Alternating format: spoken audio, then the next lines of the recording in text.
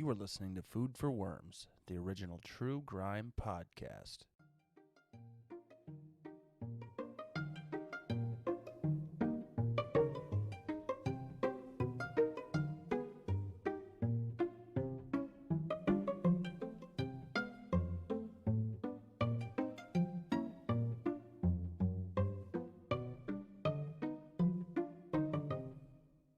Food for Worms.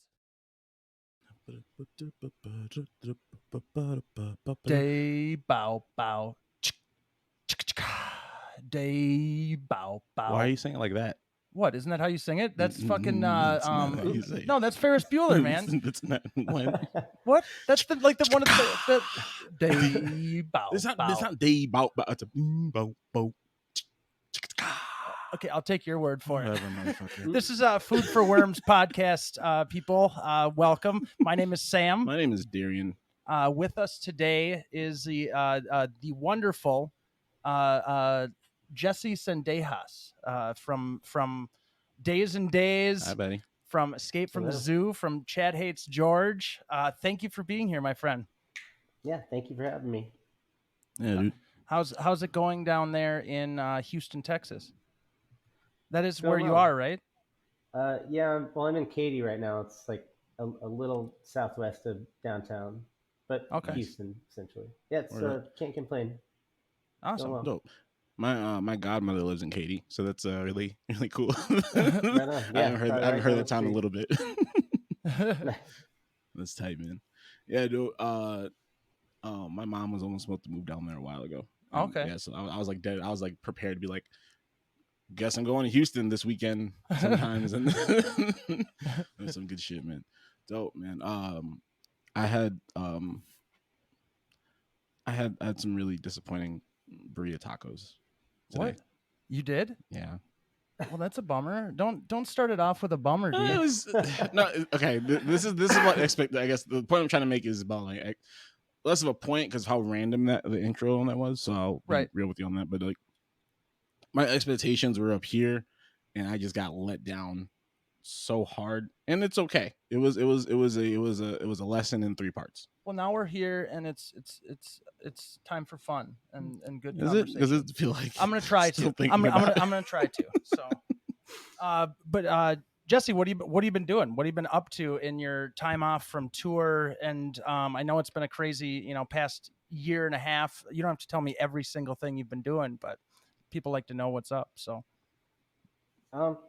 Just trying to stay busy, keep my head on straight for the most part. Now, we're actually hitting the road late August, so I'm kind of just gearing up to finally leave the house after this long. It feels scary to venture out into the big scary world, But I don't know, just trying to stay busy mostly, picking up little projects when I can get them. Escape from the Zoo recorded a new album that's going to be out soon, so that's exciting.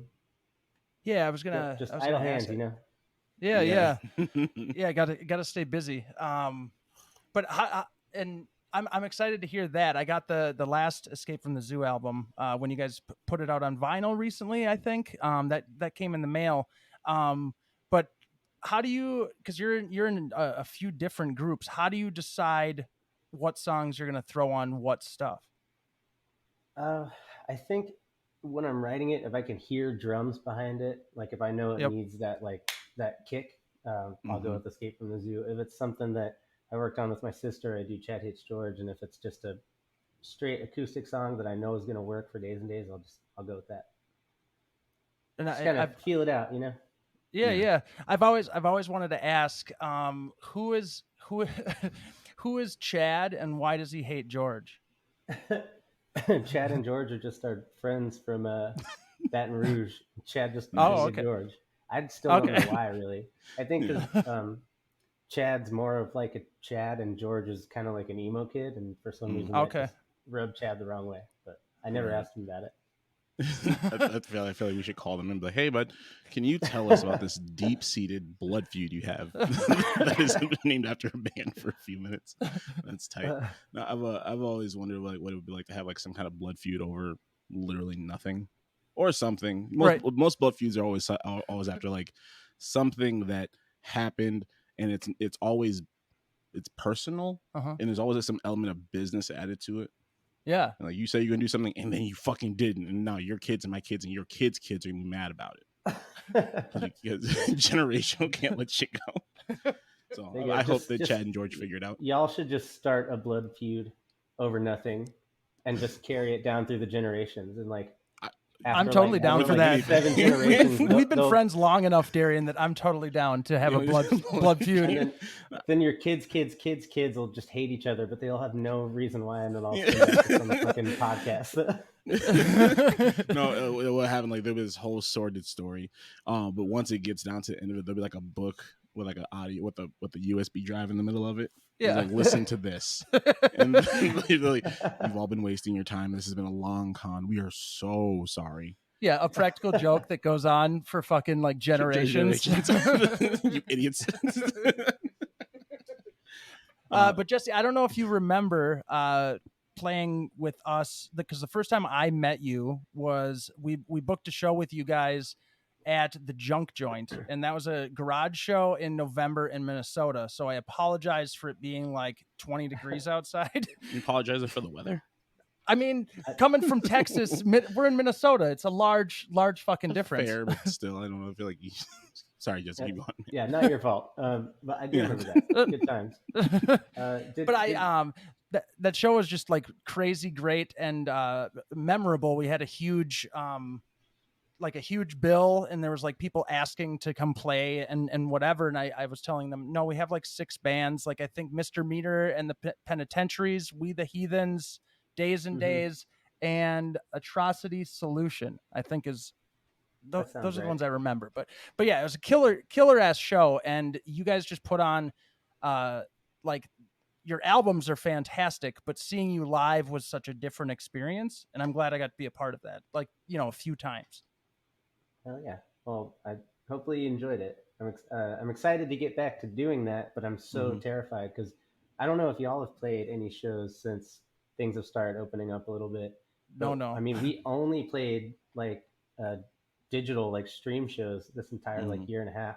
So getting back into that, like hopefully it'll be like riding a bike, you know, and the live show will just click again. But yeah, I'd be lying if I said I wasn't like super nervous about getting back on stage. Well, and just being around people. Yeah, that too. But definitely having to get up on stage and perform these songs that we haven't, you know, that I haven't even played in like a year and a half. Really, some of them is pretty terrifying.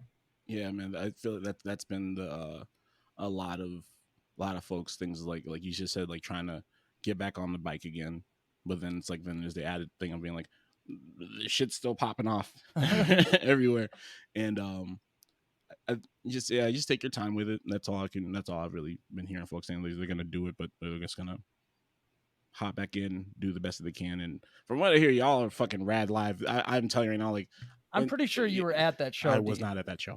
I'm pretty sure you I can were. almost guarantee you I was not. I would remember. No, man. When Sam showed me Days and Days, and then what was the other band? Escape from the Zoo. Escape from the Zoo. Yeah. I don't know, man. I was just like, I was driving and I was just like playing the little washboard, but on my chest. I was like the whole time. Y'all are absolutely I do that wonderful all the time when I like if I have to like listen back to recordings, you know, for like mixing stuff or anytime I hear a washboard now, I'll do like air washboard. And to me, that makes sense because washboards are just kind of part of my life.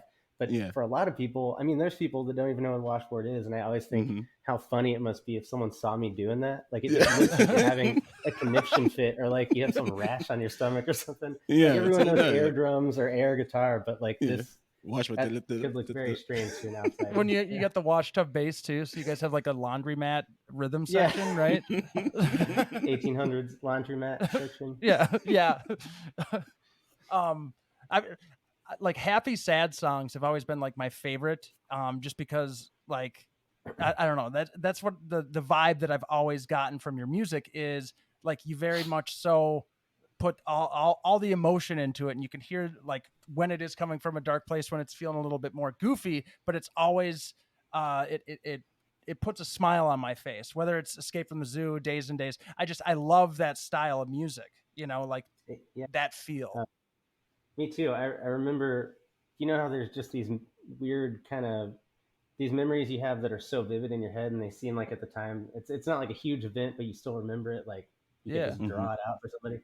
I just have this vivid memory of when I was like 9, like leaning up on the bar at my parents' house, and my dad was talking to me about punk music for some reason, and he was telling me about how he enjoys the lyrics to a lot of these like punk songs or pop punk songs are like really depressing and deal with these kind of like soul crushing issues sometimes, but set to this like really happy music. It like keeps the levity in it and makes those issues a little easier to tackle. Sometimes when it's a really heavy subject matter over heavy music, it's just like really, hard to, it makes it feel a little more suffocating. So yeah, I really enjoy when people put in pretty like intense subject matter over the fun, like kind of partyish music. It makes it a little easier to digest, in my opinion. I will definitely, I agreed. And the way y'all masterfully do it as well, it's like I don't know, and please stop me if I'm wrong, but it's like the way that your writing and then the way that you have it with your music, it's like existential dread, but I also want to go like skipping across the bridge, just like da da da da da da da da, just like snapping my fingers and shit, and it's so much fun, man. Like, I don't know. What was it? I just did the song, the. Da, da, da, da, da, da. Yeah. But no, I mean, everybody has those types of things. Like, we started this podcast actually during the pandemic as something that could hopefully be a positive thing. And like, we talk about our anxieties, depression, we can get real, we can get goofy, whatever. But I wanted it to be something to where like people don't feel like they're alone. And that's what I hear in like your guys' music, Leftover Cracks, Streetlight Manifesto. And I think like, that's why you guys have such a huge following, because you're real, you're raw, you put yourself into it and people can tell. You do that shit with a fucking washboard. You're just fucking killing that shit with the guitar. It's so good. Right. Yeah, the song, let's see, was Librium? Librium. Absolutely beautiful song. Like I like it one of the few. Yeah, when I'm like sitting there, I'm just like, I need to pick me up. I need now. And I'll put that on. It's so fucking good. I'm really glad you enjoy it. Yeah. Do you ever get worried, like when you're writing it down on paper, like your feelings, because a lot of your feelings, a lot of your personal self goes into it. Do you ever worry about putting so much of yourself into it? No, it's never been an issue for me, really, which seems strange to a lot of people. But yeah, and I guess I never had an issue with oversharing. I just kind of, I think the reason that people write, or the reason we write songs, is to get that shit out of your head and onto paper, right? So like, I always kind of felt like it was a waste of time to write about, an issue that I'm dealing with if I'm not being honest with myself and being honest in what I'm writing. So I wouldn't try and sugarcoat it, really. Yeah. I feel like that would detract from the point of writing the song. Right. Well, that, like I said, like that's why it can be so relatable. Everybody's gone through, they feel like they're alone, but they also miss people. They want to be around people, but they also fucking hate everybody because not being able to like relate to people, but also wanting people in your life is and that's like a large part of what I hear in different albums of yours. Over the week I've been re-diving into a lot of your music, and I love it all the way through, and you can just hear the wave from Crustfall and Rogue Taxidermy, and I'm sorry. Nice. My bad. Yeah, all the same. Yeah. Absolutely wonderful work, and I'm really happy that Sam put me on y'all, and I'm honestly really stoked to be all to sit down and talk with you for a little bit. We're gonna take one quick break, if that's okay. Yeah, we'll move on. Yeah, we're gonna take a quick break, everybody.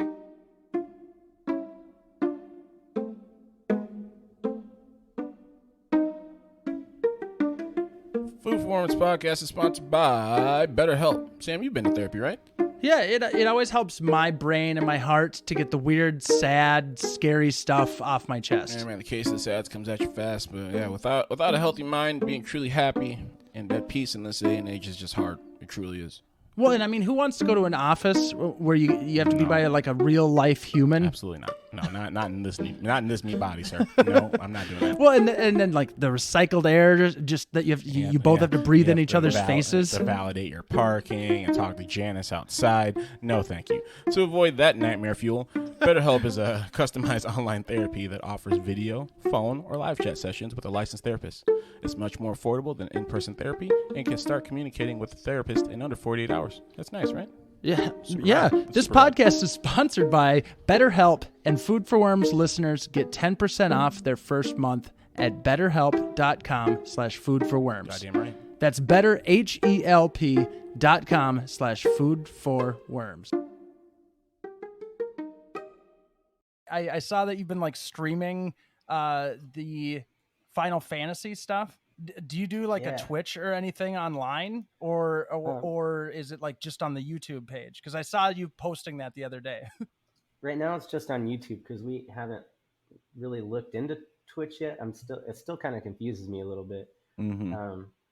But my wife and I were thinking about jumping over to Twitch to stream this game called It Takes Two. Just seems like a fun couples game, so we thought maybe we'd give that a go on Twitch. We'll see how it works. Maybe it's not as confusing as it seems. Okay, so maybe I'm confused. Is It Takes Two? Is that the one where it's like you're in prison and you both try to break each other out, or am I tripping entirely? No, but I think it's the same developer maybe as that game. I can't remember what that's called. But It Takes Two is you're like a husband and wife, and you get shrunken down into like little doll toys, and you have to like solve puzzles together. Oh, that sounds amazing. Yeah, that sounds great. Sounds like going to IKEA. I think the last game I got, like video game I got into on a console was, did you guys ever play Katamari Damacy? No, I didn't. It sounds so familiar.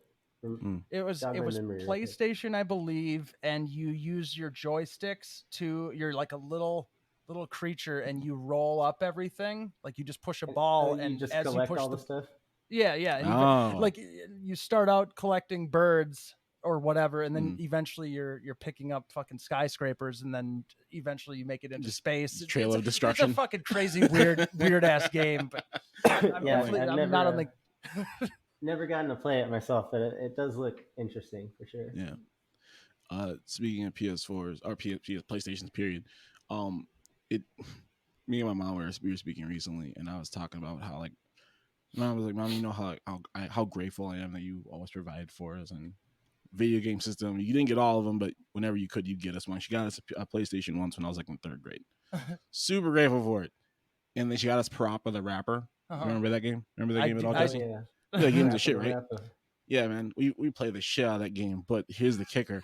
We had no idea what the fuck that there was a memory card for any of it. We didn't know what the fucking memory card was at all. I was like, the fuck is I just thought like it was like an arcade game. You play it, you fuck up, or you turn it off, and then you start over again. Oh, great. I'm saying like, and I just remember being like, it was just hitting me in ways, and I found it to be like, realize there's memory cards. You can save your information and just start from where you ended. Like game and I'm like Literally. 8 years old, so sitting here, he's being like, "Oh, you get past the first person, then you who was like a dog, and the second time you were in a dojo and you're learning karate from a gigantic onion head, and then the game, and then like we like, all right, it's time to go to bed, turn it off, and it start to fuck over the very next day, and I don't know, I just remember just thinking like, Mom, how can I mean you get the memory card? She's like, I don't know what the fuck a memory card is, Darien. Like, you'll wait 20 years to start yelling at me about this. I was like, I'm sorry. Yeah, kids these days have it easy. They take the saving for granted because your game just does it for you now. Just auto save features. I've definitely seen the first level of a few games because we didn't have memory cards back in the day. But it was like that. You just play the first level over and over again. Over and over. Yeah. Yeah, man. Yeah, this kid's got it easy. I know we were talking about with Sean, or no, you and I did a 20 questions conversation pod a few weeks ago, but it was one of the things like, what are you looking forward to being old? Yeah. What are you looking forward to most about being old? And one of the things I said was like, us being like this tattooed, very vibrantly colorful old folks for whatever fuck we're doing. But then also, I feel like I want to change my question, be like, just having ultimate fucking memory cards for everything ever, just like buco memory. It's like, no, I got about 2 gigs in the bag, bud, or no, 2 terabytes. Terabytes. I don't know if 2 gigs would 2 do gigs much. wouldn't do shit. Well, no, I feel like 2 gigs would do you just fine in 1998. It's like a iPod Nano or something. Oh God, don't talk about that one. A Nano? Oh my God. So I to get back into Days and Days and Jesse, and sorry, we went on a tangent of video games, but I want to tell you, I love the new album. I know it came out last year, but you guys weren't able to like make it to town and go on tour with it and everything. But Show Me the Blueprints, first album to come out. Like you guys had recorded everything, all the albums prior, like yourselves, right? Yeah. This is the first time that we went into a studio to have it recorded, and it was rad. It was nice to just be able to focus on playing the songs and not have to sit there and worry about all the buttons and stuff. Because it was with Fat Records. So like, I mean, Mike calls you and you basically just have to say yes, right? I mean, if we were going to turn that down, no, of course. We're like, hell yeah. Right. So about it. And how did that go down? Like, how did, I mean, I'm assuming you played a show and met some people, or how did you like get in line with those guys? I'm not 100% sure, really. I think maybe Sturgeon showed Fat Mike some of our music, and Mike liked it, and he just hit us up. But I'm pretty sure that's what happened. But Whitney takes care of most of the like networking and all that kind of stuff, so she'd probably be able to tell you a more comprehensive story of how it happened. But I mean, either way, it's like amazing, and I like they and you obviously, but they captured the sound of like your guys' rawness and realness. So it wasn't like overly produced, which I don't think they would do that because they understand what you guys are about. And I really appreciated that about the album, that like your guys' true form still came through, coming from, you know, a record label and whatnot. Yeah, it was really cool. We were lucky to work with Johnny Carey from Old Man Markley.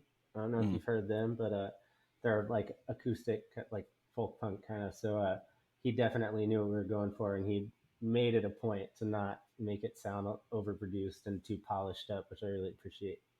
It was really cool. We were really scared going into it because we didn't know what to expect, but everyone that we worked with over there was incredibly patient with us because they knew that we had no fucking clue what we were doing. And they didn't like force us to change any part of the songs or anything. It was a really, really cool experience. Oh, I love to see that.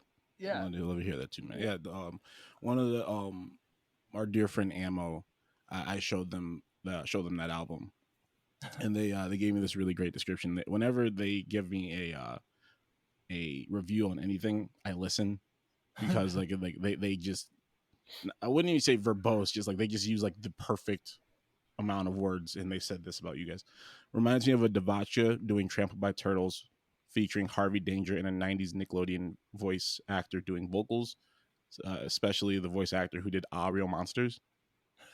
and I was like, holy shit. That's pretty sick.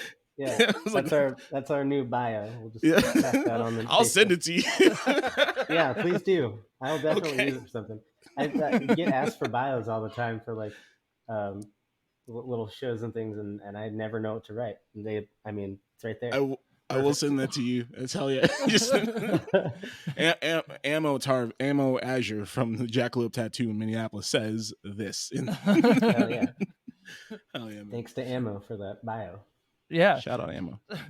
And then back to Escape from the Zoo. Like, are you guys like finishing up on the album? Like, are you working on that one yourself? We had Elliot from We the Heathens come out to Houston, and he just bought all of his recording equipment, and we set up a little pop-up studio in my folks' living room. They're gracious enough to let us just make a ton of racket in their house for like 2 weeks. Nice. And So yeah, we Elliot pretty much recorded that all by himself, and we're having some folks mix it. So it's pretty much done. We're just waiting on the like album cover and that kind of thing. Well, that's fucking awesome. Stoked to hear it. I remember like before, you know, because I have your album now on vinyl. I'm a big record collector, but when I first saw Escape from the Zoo, it was after a couple of Days and Days shows that when we had played together. But I think we booked you in St. Cloud or something, St. Cloud, Minnesota, and we were chilling at a house beforehand, and Jesse's just on a Game Boy with his headphones on, hanging out there, and then I had asked like, yo, could I get like a CD before we get down there? And then he just pulls out his computer and starts burning everybody discs and handing them out with like handmade, like foldable covers. And I was just like, this guy's on fucking point. And I still have it. It's one of my favorite CDs just for the case that it came in. You know, I think, was that house with the bus out front? Yeah. I'm pretty sure that the picture that we took in that bus is the cover of that album now, because we didn't have an album. That's why our album cover. That's why I was making those paper bag things, or however I was folding them up. But nice. Yeah, I'm pretty sure that we took a picture in the bus outside of that house, and then someone drew us as cartoon characters. But it's that picture, and that's the, wow, cover for Helicopter. Yeah, I don't even know where the I don't know where the bus is now. It's Whose bus was that? That was Tony and Megan's. I think Megan has it somewhere. But Megan's not. She has it. They call it the struggle bus. So, but that's fucking sweet. I didn't know that. That's awesome. But that's like the first time I really like got to like sit down and hang out, because it's like, you know, playing shows when there's like at the junk joint, there was like 400 people there. So you can't like sit and hang out with somebody and get to know them. So that was like super rewarding to be able to hang with a person I've played with before, but more on like a personal level, which you guys are very personable and friendly. So thank you. Yeah, of course. Thank you. Yeah, it's always nice to be able to catch up, you know, have that like little calm before the storm moment before everything goes haywire later. Do you remember what venue we played out in St. Cloud? It was like downstairs, right? Yep, the red carpet Keller Bar. Hell yeah. The Keller Bar. I haven't been up there in a bit. You know, that's my hometown, but I believe so. Like, as far as I know, like I think like even after, but last I heard they were doing like EDM shows, so I don't even know what's going on. But I think they're still booking. They have and to whatnot, do what they have to do. So it's it's after the Rocks closed. That was like the grown up version of it was like a rock and punk bar. Club type situation. Well, but there's like 6 stages in there, so like the main stage would have like a cover band, and then downstairs they just push all the punkers downstairs, and we get to hang out down there. That's the saying. Like the Keller Bar. The Keller Bar is that, but like before that was the Rocks, and then once that closed down, then everybody went to the Keller. Then it was downstairs, and it was kind of like, all right, we can do this, but I've already complained. You heard me, Chris Pitts. Turn the fucking sound down. Yeah, Darien doesn't turn the sound down. But Darien forgets that it's a concrete room that's like 7 foot Right, ceilings. Listen to me, okay? I understand the room now that I've thought about it some more. And right now, the monitor speakers that they have hanging from the ceiling that are also in the back by all the seats are up to a unreasonable level. Chris Pitts, you're a wonderful human being. You are a local legend, and I love you. Turn it the fuck down. I'm sorry. And thank you. I'm doing this here. And thanks for booking us on all the shows and doing sound. Thanks for booking Escape from the Zoo. Like book them again and get them down there and fuck what Darien's saying. Yeah. So. I just want to hear myself think. Oh my god! But did you guys have a good time when you were up in St. Cloud? Because it's a weird ass place, man. Yeah, I really really dig that venue. I remember having a really good time there. Especially for Escape from the Zoo and where we were at the time. It was like it was cozy and like calm. It was good. It was a good show for us. Well, and I love the feel, because it's like you guys do more of like an upbeat hardcore, like full band punk rock and then with a mandolin, and I just love the feel because that brings in that like folk punkiness, but then you have the full electric guitar, full electric bass, and drums, and I just love that feel. It was so great. Yeah, thank you. That was the first time I ever heard you guys. So we've refined it over the years. So it's not like, I think I was just playing with an acoustic electric at that show, but we've kind of upgraded to like a hollow body, and then Veronica figured out how to kind of calm down the reverb. We figured out what pedals do and how to set up amps. What Escape from the Zoo is kind of like our first foray into electric music, and there's just so many options. Like, we're used to playing in an acoustic band.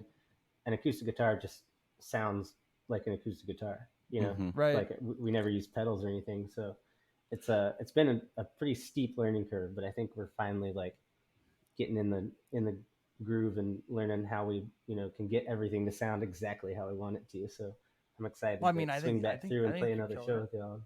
Nail it down. Yeah. I mean, it sounded great, and I'm excited to hear the new stuff. Oh, and I wanted to ask, because on Show Me the Blueprints, isn't Advice the same song as Crack Pipe? It is, yeah. We called it Crack Pipe for Escape from the Zoo because it was like a play on Weezer's Hash Pipe, because it's like uses a bunch of those heavy like down strum like F chords and stuff. Right. But no one probably even got that joke. So then to think that joke would transfer over to an acoustic version just didn't make sense. I was like, yeah, that joke's never going to land. Let's just rename it for Days and Days. And then also I don't have to be like the Crack Pipe, this version or this version. It can just be two separate entities. Well, and was that one just like a favorite of like why you carried it over? Because it was a first Escape from the Zoo, right? Yeah. Well, I mean, I kind of just thought it would be interesting to hear it with trumpet and with Whitney's voice on it. So I thought it was great. Yeah, I mean, it's one of my favorites off the new album. And the clap in the center, I always try to get it took me a while to get the timing of the clap while I'm driving in the car. So yeah.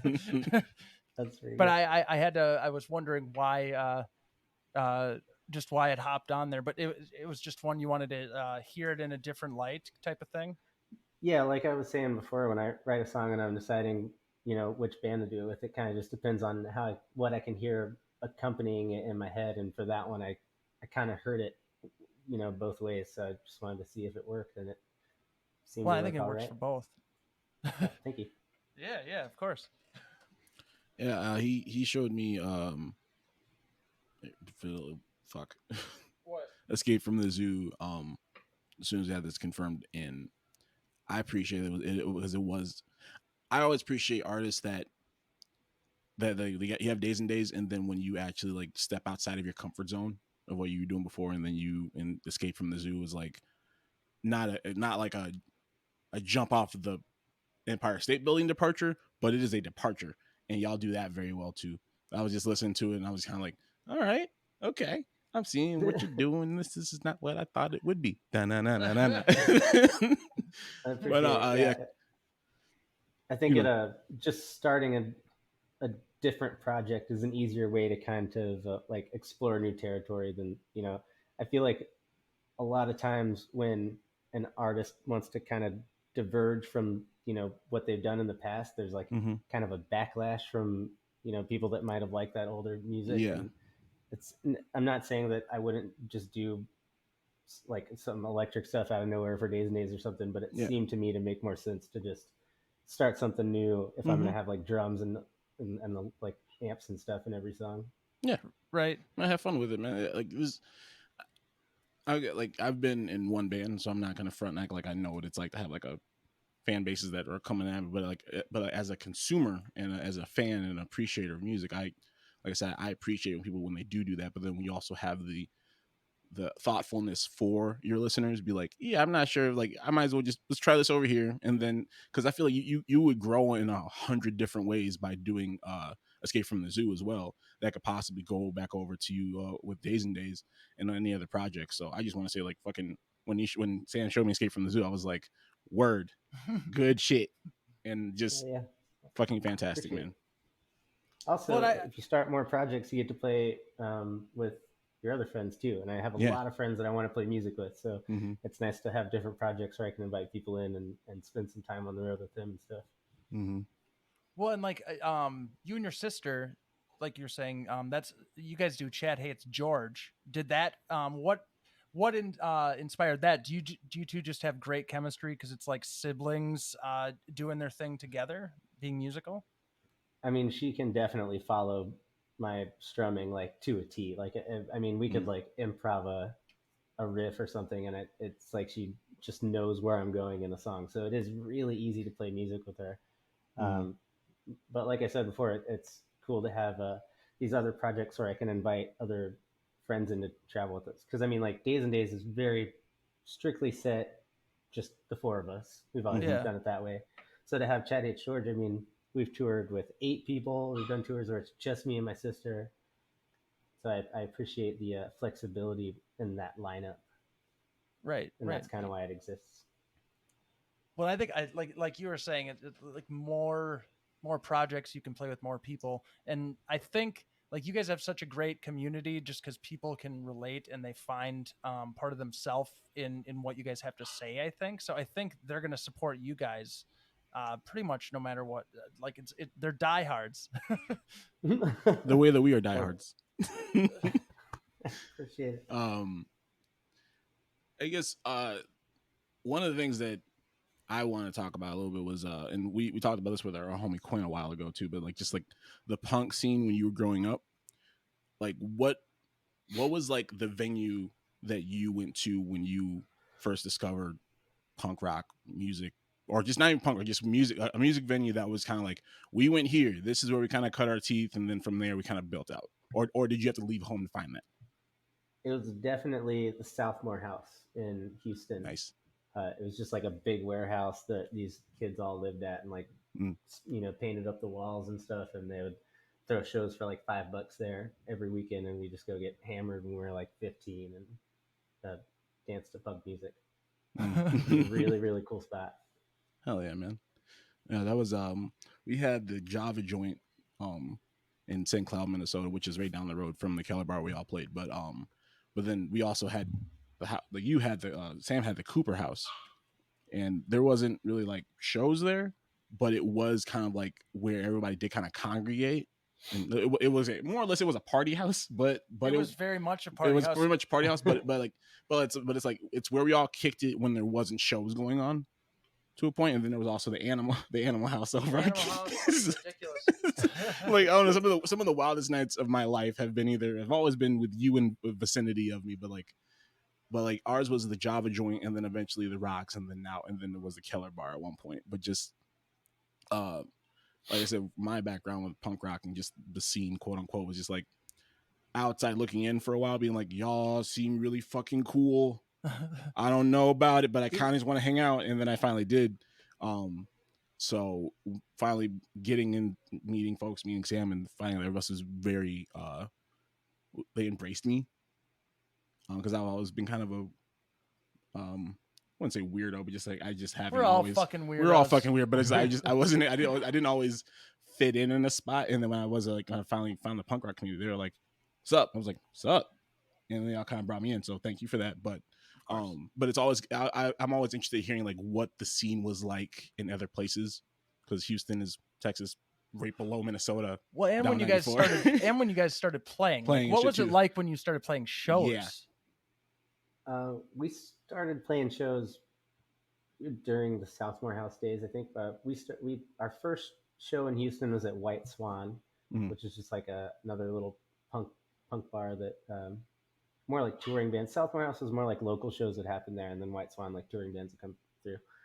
That was our first show, and it was fine, but we didn't really start like taking anything serious until the scene kind of died down in Houston a little bit more. Like I don't think we never played at Southmore House, unfortunately. So yeah, and then very shortly after we started taking it serious, we just left and started touring. So well, and it's been like you and Whitney from the start, right? And then yeah, it's been what, 12, 13 years that you guys have been playing music together? Yeah, something like that. It's getting up there. It's been a really long time. I think we started in 2008. 2008, yeah, I think so. So yeah, it's been a minute. How did you two come to start like writing and playing music together? We just met through mutual friends when I was 15 and Whitney was 17, and I moved to San Marcos, Texas, with her because she was going to college, and there's just not a lot to do in San Marcos unless you're super into like keg parties, which we were not. And we just started writing dumb little songs to pass the time. And after we had a few under our belts and we learned a couple covers, we wanted to try an open mic. There's like a ton of coffee houses in San Marcos, Texas, since it's a little college town. And we Days and Days was literally the first name we thought of, so we figured we needed the name if we were going to play a show, and we just never stopped. That's dope. And have a collaborator to work to have somebody you collaborated with for that long from the inception of it is like a very beautiful thing. Yeah, man, that's dope. It's been interesting. We've definitely grown together and changed as people and artists, you know, with one another. So it's been really cool. It's been cool to always have somebody there just to, you know, so I've never really felt like I was in this alone, which is cool. Yeah. I'm lucky to have had someone in my life that was willing to stick around so long. Well, sure, we all are. Fuck yeah.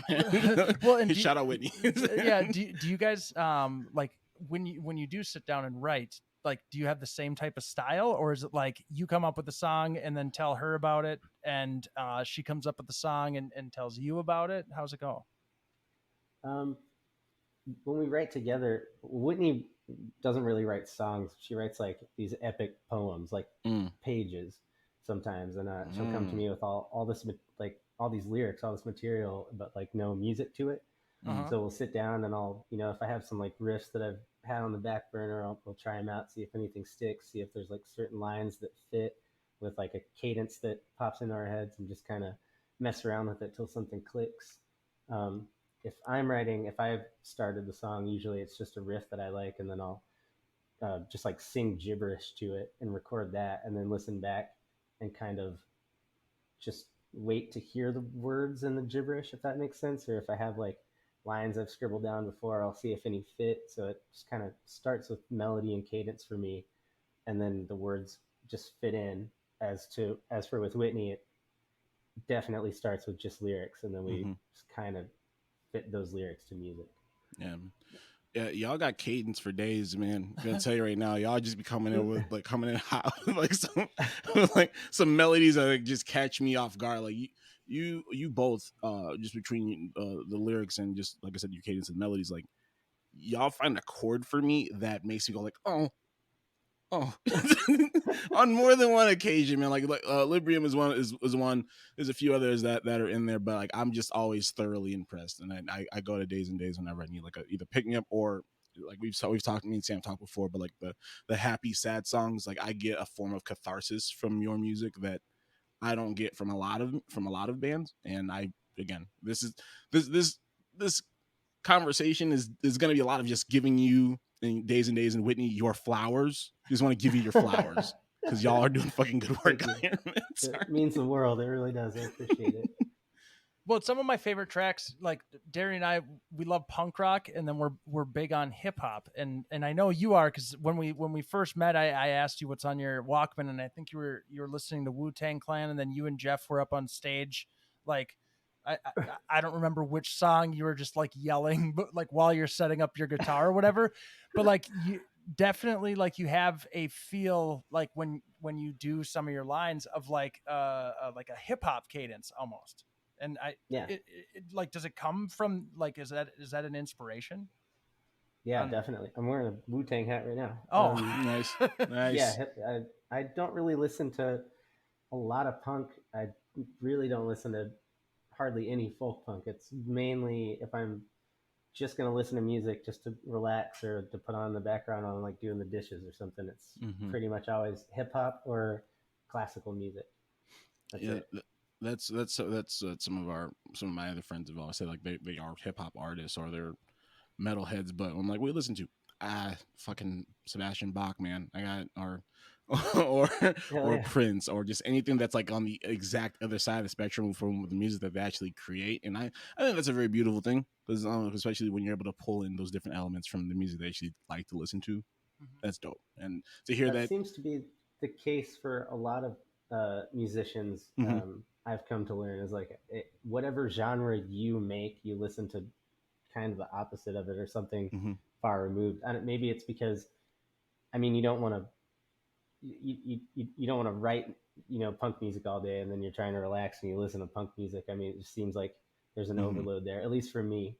But I don't know. Yeah, it seems to be a common thread. Yeah. Well, I think that goes along the same lines for like actors, because I've heard in like interviews of like a major like dramatic performer that they love watching, like Joaquin Phoenix. He says his favorite movies Step Brothers, and he only watches just like I forget what talk show he said that on, but he's like, I love comedies. Yeah. And it's just because he's so I think it's along those same lines. Like, you're being serious all the fucking time. You need some jokes. Yeah, it's like, is it like where like what inspires you and what kind of evens you out? The things you enjoy aren't necessarily like, it sounded better in my head. Never mind. Keep this in too. I just ramble for a second. Oh, okay. That's totally fine. I'll come back in hot with it. Be like, it makes sense. It sounds really sexy. Meh.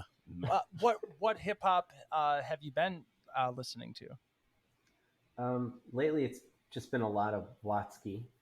Like specifically Cardboard Castles. I've been listening to a lot. Really just like uplifting, super posy, but like not. Sometimes when an artist is really posy, it's easy to kind of be a little cheesy. But, right, for sure. Watsky well avoids that, so it's some good like get my ass out of bed and get motivated music. Yeah, I've got some of his stuff in my hip hop mix. My hip hop mix, for those of you out there, it's called Fuck Vanilla Ice. What does that man do to you besides exist? I don't know. He's just got the one single, and I was trying to think of a name, and I'm not a big fan. Is it dun dun dun ticka dun dun, or is it dun dun dun dun dun dun? It's like, hey, like, which one is it? Which one is it? So Vanilla. I like the Queen version. I'm sorry.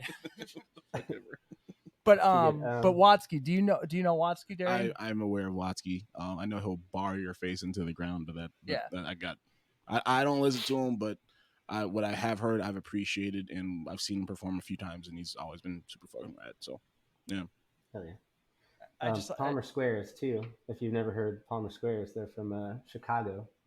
I think they're actually playing in Houston tonight. Nice. Well, you got to get over to that show.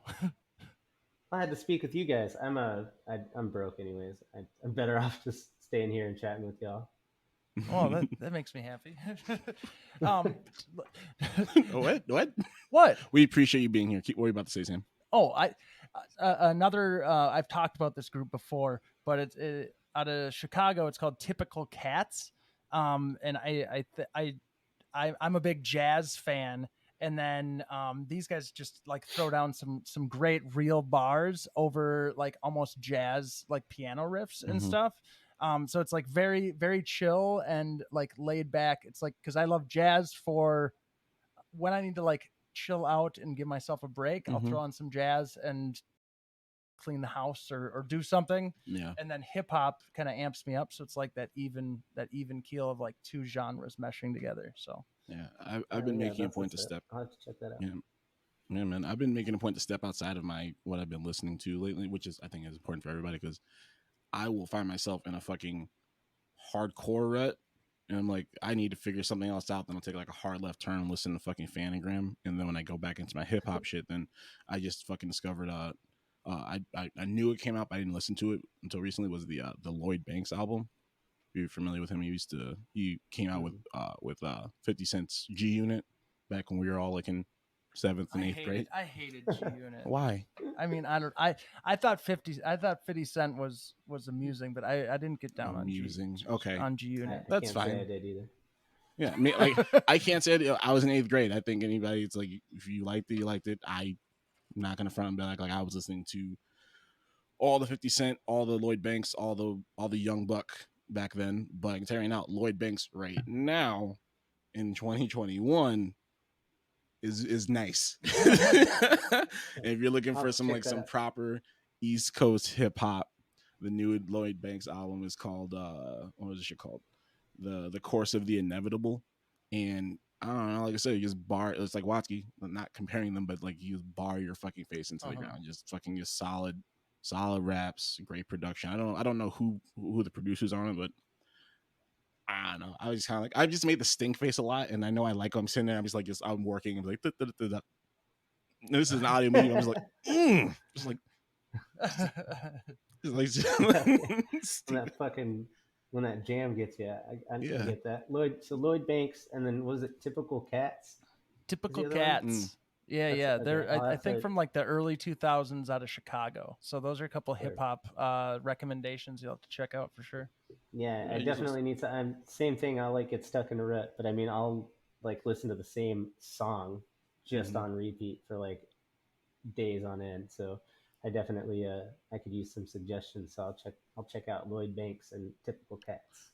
Dude, Lloyd Banks, the one that I've been listening to, like every time I start music, I will start with this song and then I'll make a point to go to something else. But it's been a song called Jeremiah from fucking Brockhampton, who I've been listening to. Have you heard of them, Jesse? They're based like they're a 2020 version of a boy band. But when they first and I've talked about them loosely before, but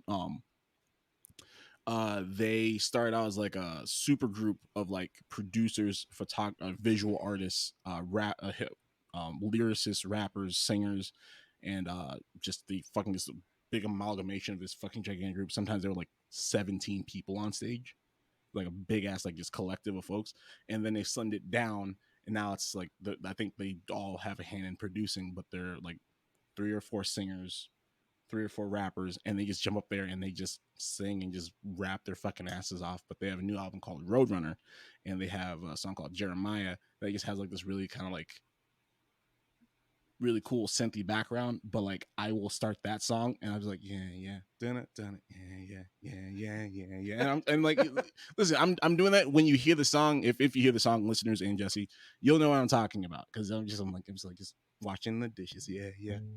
That's a good visual. Feeding the cat, yeah. Making my breakfast, yeah.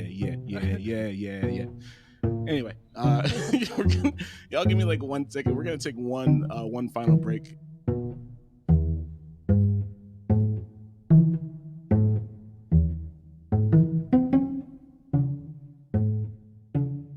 I get stuck in a rut and I will listen to the same fucking music, the same like 6 or 7 artists in the same podcast for fucking. And that's not bad. And it's not bad, but I love music. It is a part of my life in every way. But I also am a human being, and I get caught in a fucking routine.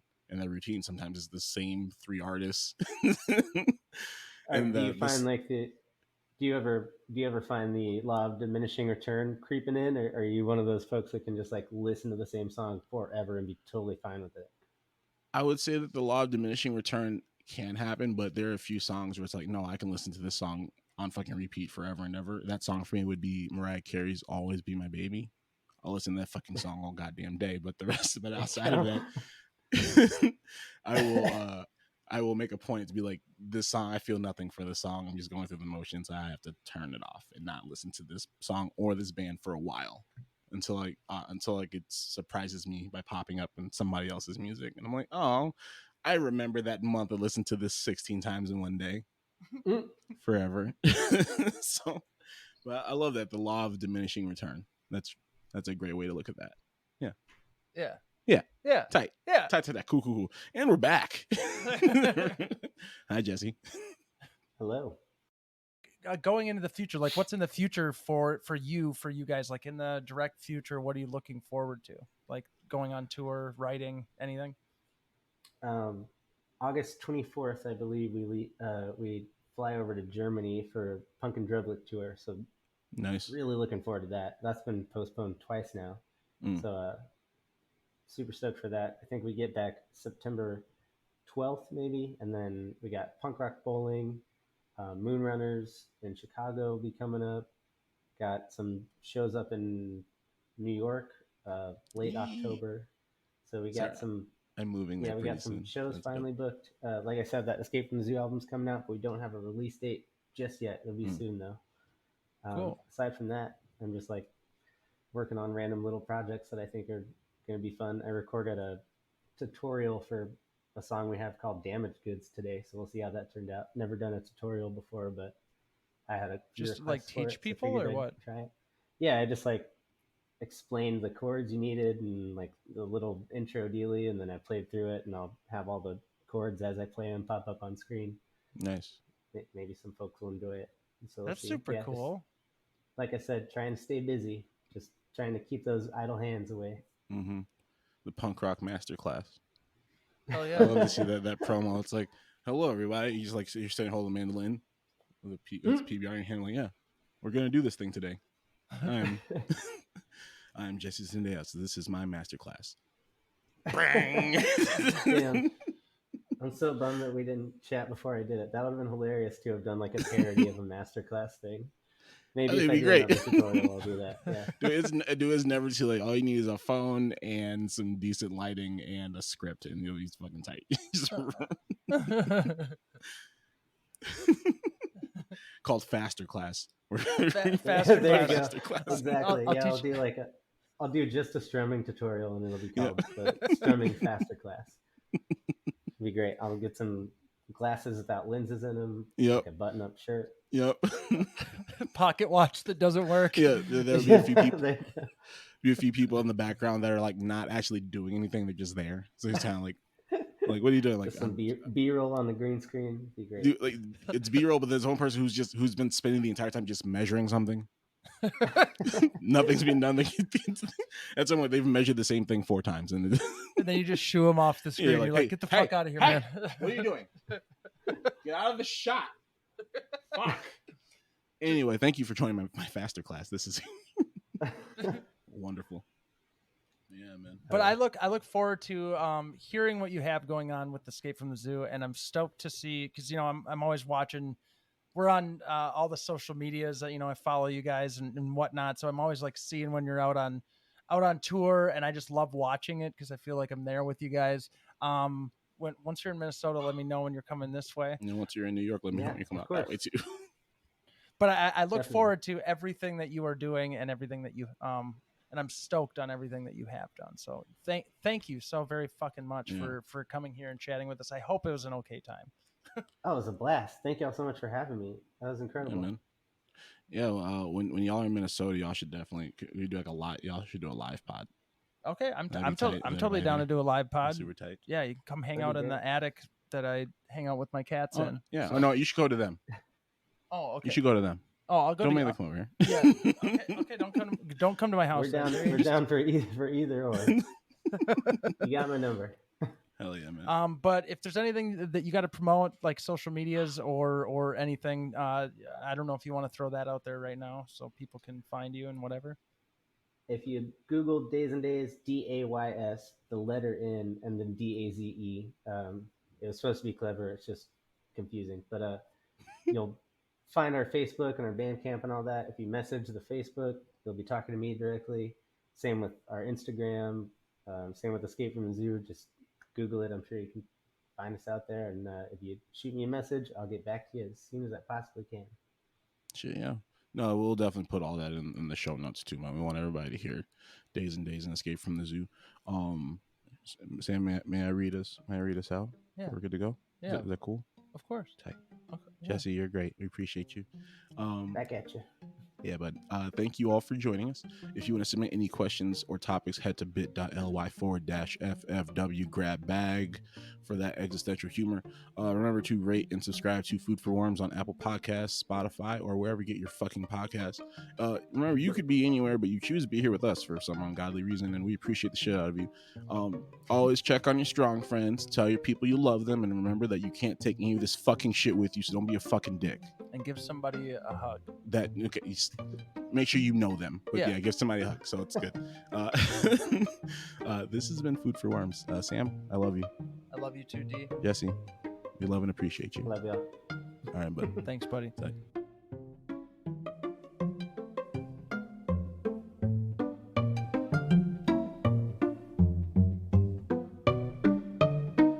Food for Worms podcast podcast is a Kiss Kiss Gang Gang production. It is recorded and mixed by Sam Sarver. Executive producers are Darien Washington and Samuel David Sarver. I don't know why we're talking like this. Theme music is by Muffins by Dresden, the Flamingo. Find us wherever you get your podcasts and hit us up at foodforwormspodcast@gmail.com for submissions and inquiries. Or stupid questions. Yeah, we're getting our lunch money back from our school bullies. What?